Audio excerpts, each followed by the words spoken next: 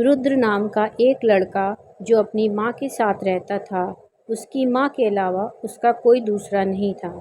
रुद्र मजदूरी करता था। एक दिन रुद्र की माँ बाज़ार कुछ सामान खरीदने गई। जब बाज़ार से सामान खरीदकर घर वापस लौट रही थी, तभी एक कार से रुद्र की माँ का एक्सीडेंट हो जाता है। एक्सीडेंट बहुत खतरनाक था। कार वाला वहाँ से अपनी कार लेकर भाग जाता है। रुद्र की माँ वहीं गिरी पड़ी थी, लेकिन किसी ने उनकी मदद नहीं की। तभी कुछ देर बाद रुद्र वहीं आ जाता है। माँ की ऐसी हालत देखकर रुद्र अपनी माँ को लेकर हॉस्पिटल गया। हॉस्पिटल पहुँचने के बाद वहाँ के डॉक्टर ने उससे कहा, तुम्हारी माँ की हालत बहुत गंभीर है, जल्द ऑपरेशन करना होगा। उसके लिए तुम्हें 1 लाख रुपए जमा कराने होंगे। रुद्र सोच में पड़ गया कि इतनी जल्दी 1 लाख रुपए का इंतज़ाम कैसे करें। रुद्र ने डॉक्टरों से बोला, आप पैसों की चिंता मत करिए, मैं पैसे जमा कर दूंगा, आप ऑपरेशन शुरू करिए। रुद्र अपने घर जाता है और आसपास के कुछ जानने वाले लोगों से पैसों की मदद मांगता है। वहाँ के लोग रुद्र की हालत देखकर कुछ पैसों से उसकी सहायता करते हैं। रुद्र के पास केवल 50,000 रुपये ही जमा हो पाए थे और 50,000 रुपये का इंतज़ाम करना बाकी था। रुद्र ने एक साहूकार से 50,000 रुपये का कर्ज लिया और सब रुपए मिलाकर 1 लाख हॉस्पिटल में जमा कर दिए। वहाँ के डॉक्टर रुद्र को एक पर्ची देते हैं और बोलते हैं कि दवा की दुकान से दवा ले आओ। रुद्र दवा लेने दवा की दुकान पर जाता है। जब रुद्र दवा की कीमत सुनता है तो परेशान हो जाता है, क्योंकि रुद्र के पास दवा खरीदने के लिए पर्याप्त पैसे नहीं थे। रुद्र ने दवा विक्रेता से कहा, मेरे पास अभी इतने पैसे नहीं हैं कि मैं आपको दवा के पूरे पैसे दे सकूं, लेकिन मुझे यह दवा ज़रूर चाहिए, मेरी माँ को ये दवा देनी है। मैं आपको कुछ दिनों के बाद दवा के पैसे दे दूंगा। दवा विक्रेता रुद्र से बोलता है, क्या तुमने मुझे पागल समझ रखा है? मैं तुम्हें जानता भी नहीं और तुम फ्री में दवा मांग रहे हो। कह रहे हो कि पैसे कुछ दिनों के बाद दे दोगे। मेरे पास तुम्हारे जैसे कितने ही लोग आते हैं। अगर मैं सभी को फ्री में दवा बांटने लगा तो बहुत जल्दी सड़क पर आ जाऊंगा। पहले पैसे लेकर आओ, फिर दवा ले जाना। रुद्र उदास होकर जा रहा था। तभी सुरेश नाम के एक व्यक्ति ने रुद्र से पूछा, तुम इतने उदास क्यों हो? रुद्र अपनी सारी बातें सुरेश को बताता है। सुरेश कहता है, तुम परेशान मत हो, तुम्हारी माँ बिल्कुल ठीक हो जाएगी। या लो पैसे, तुम अपनी माँ के लिए दवा ले लो। रुद्र सुरेश नाम के व्यक्ति का शुक्रिया अदा करता है और कहता है, मैं आपका उपकार हमेशा याद रखूँगा, और दवा लेकर हॉस्पिटल वापस आ जाता है और अपनी माँ को दवा खिलाता है। कुछ दिनों के बाद रुद्र की माँ को हॉस्पिटल से छुट्टी मिल जाती है। रुद्र अपनी माँ की बहुत अच्छे से देखभाल कर रहा था, समय पर दवा देना और खाना खिलाना नहीं भूलता था। एक दिन रुद्र को काम करते करते बहुत रात हो गई थी। जब वो रात को काम करके घर की ओर वापस लौट रहा था, तभी उसने एक लड़की को देखा। उसको 4 लोग परेशान कर रहे थे। वो चारों सड़क के किनारे सटे जंगल की ओर उस लड़की को ज़बरदस्ती लेकर जा रहे थे। रुद्र दूर से ही ये सब देख रहा था, लेकिन उसने कुछ हिम्मत की और आगे आया। रुद्र एक कार के पास पहुंच गया। वो कार उसी लड़की की थी जिसे वो 4 लोग जंगल में पकड़कर ले गए थे। रुद्र ने सोचा कि वो अब क्या करे। ये रास्ता भी बहुत सुनसान है, कोई मदद के लिए आएगा भी नहीं। उस लड़की को वो 4 लोग पहले बेइज्जत करेंगे और फिर हो सकता है अपना गुनाह छिपाने के लिए उसे मार दें। उसने सोचा कि मुझे ही कुछ करना होगा। रुद्र ने थोड़ी और हिम्मत जुटाई और जंगल की ओर बढ़ने लगा। कुछ दूर जाने पर रुद्र को वो चारों दिख गए। उसने देखा कि लड़की के दोनों हाथ पैर बंधे हुए हैं और वो चारों शराब पी रहे थे। रुद्र ने मौके का फ़ायदा उठाया और चुपचाप लड़की के पास पहुंच गया। उसने हाथ से इशारा किया कि चुप रहना और शोर मत मचाना। रुद्र उस लड़की को उठाकर पेड़ के पीछे ले गया। उसने लड़की के हाथ पैरों की रस्सी खोली। लड़की के मुंह पर टेप लगी थी। रुद्र ने लड़की के मुंह से चिपकी हुई टेप को धीरे से निकाला। तभी लड़की ने एक लंबी सांस ले ली और रुद्र से पूछती है कि तुम कौन हो और यहाँ कैसे पहुँचे। रुद्र बताता है कि मैं काम से घर वापस लौट रहा था तभी मैंने देखा कि आपको 4 लोग परेशान कर रहे थे। मैंने सोचा मुझे आपकी मदद करनी चाहिए, इसलिए मैं यहाँ आया हूँ। उस लड़की ने कहा, लेकिन हम यहाँ से कैसे निकलेंगे? रुद्र ने कहा, आप परेशान मत होइए, मैं कुछ सोचता हूँ। एक रास्ता है, हम लोगों को उनकी गलती का फ़ायदा उठाना चाहिए।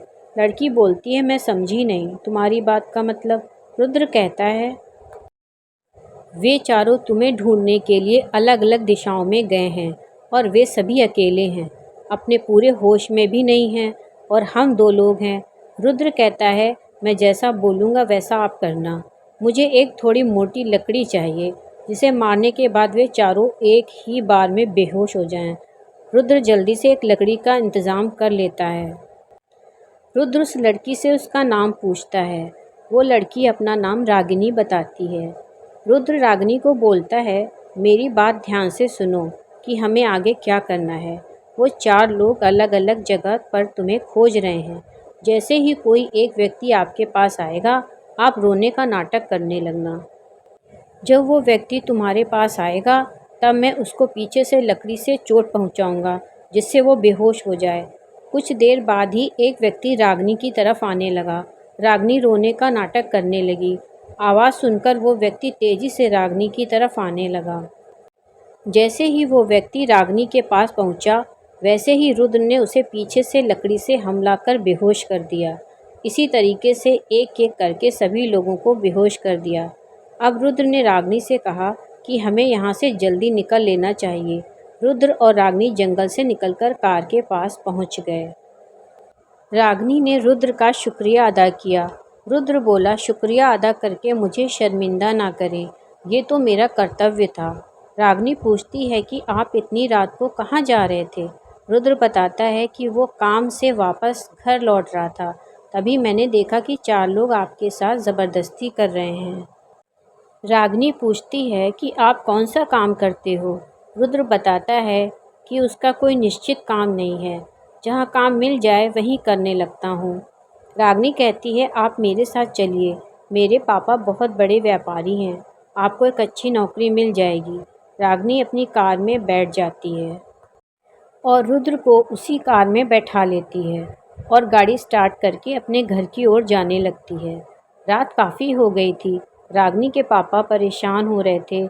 इन दिनों उनकी तबीयत भी ठीक नहीं थी। वो सोच रहे थे, आखिर इतनी रात को मेरी बेटी कहाँ है और जाने कैसी है। तभी कुछ देर बाद रागिनी की कार आती दिखाई पड़ती है। रागिनी के पापा कार को देखकर चैन की सांस लेते हैं। रागिनी कार से निकलकर अपने पापा के गले लग जाती है और उसके पापा उससे पूछते हैं, बेटा आज तुम्हें घर आने में इतनी देर कैसे हो गई? रागिनी सारी बात विस्तार से अपने पापा को बताती है और ये भी बताती है कि रुद्र नाम के एक व्यक्ति ने उसको उन गुंडों से बचाया। रागिनी के पापा पूछते हैं, बेटी कहाँ है वो व्यक्ति? रागिनी बताती है कि वो उनको अपने साथ लेकर आई है, मेरी कार में बैठे हुए हैं, मैं अभी बुला कर लाती हूँ। रागिनी रुद्र को अपने साथ घर के अंदर लेकर आती है और अपने पापा से मिलवाती है। रुद्र उनको देखते ही पहचान लेता है और उनको याद दिलाता है कि हम पहले मिल चुके हैं। जब एक बार दवा की दुकान पर मैं अपनी माँ के लिए दवा लेने गया था और मेरे पास दवा खरीदने के पैसे नहीं थे, तब आपने मुझे दवा खरीदने के लिए पैसे दिए थे और कहा था अपनी माँ का ध्यान रखना। रागिनी के पापा को याद आ गया और बोले, अरे तो तुम वो हो, मैंने तो उस दिन तुम्हारी एक छोटी सी मदद की थी, लेकिन आज तो तुमने जो किया है वो मेरी जान से बड़ी है। तभी रागिनी के पापा रुद्र से पूछते हैं, बेटा तुम कहाँ काम करते हो? रुद्र बताता है कि उसका कोई निश्चित काम नहीं है, जहाँ काम लग जाता है करने लगता है। रागिनी के पापा पूछते हैं, क्या तुम मेरे साथ काम करना चाहोगे? रुद्र उनके साथ काम करने के लिए तैयार हो जाता है। रागिनी के पापा कहते हैं, बेटी कल तुम रुद्र का सारा सामान और उसकी माँ को हमारे घर ले आना, कल से दोनों हमारे साथ रहेंगे। अगले दिन रागिनी रुद्र के घर जाती है और दोनों को अपने साथ ले आती है। रागिनी का घर बहुत बड़ा था। रुद्र की माँ अपने बेटे से पूछती है, बेटा ये घर किसका है? रुद्र बताता है, माँ, आज से हम सभी इसी घर में एक साथ रहेंगे। रुद्र की माँ बोलती है कि एक अनजान व्यक्ति हमें अपने घर में क्यों रखेगा। रुद्र कहता है, माँ, ये सब अच्छे कर्मों का फल है।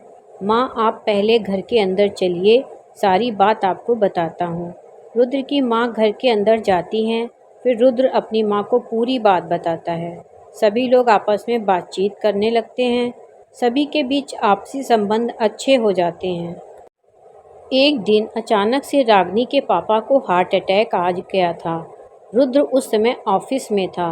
रुद्र की माँ ने बेटे को फ़ोन करके सारी बात बताई। रुद्र जल्दी से घर पहुंच गया और रागिनी के पापा को हॉस्पिटल लेकर गया। रागिनी के पापा की हालत बहुत ख़राब हो गई थी। तभी उन्होंने रुद्र और रागिनी को अपने पास बुलाया और रुद्र से बोले, बेटा, मेरे अलावा मेरी बेटी का और कोई नहीं है। अब मेरा कुछ ठीक नहीं है, कब बुलावा आ जाए। मैं चाहता हूँ कि तुम मेरी बेटी का हाथ थाम लो। यह शब्द बोलकर रागिनी के पापा दुनिया छोड़कर चले जाते हैं। बाद में रुद्र रागिनी से शादी कर लेता है और सभी लोग खुशी खुशी रहने लगते हैं।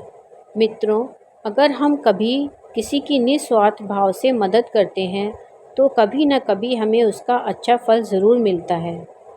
मित्रों, कहानी सुनने के लिए दिल से धन्यवाद।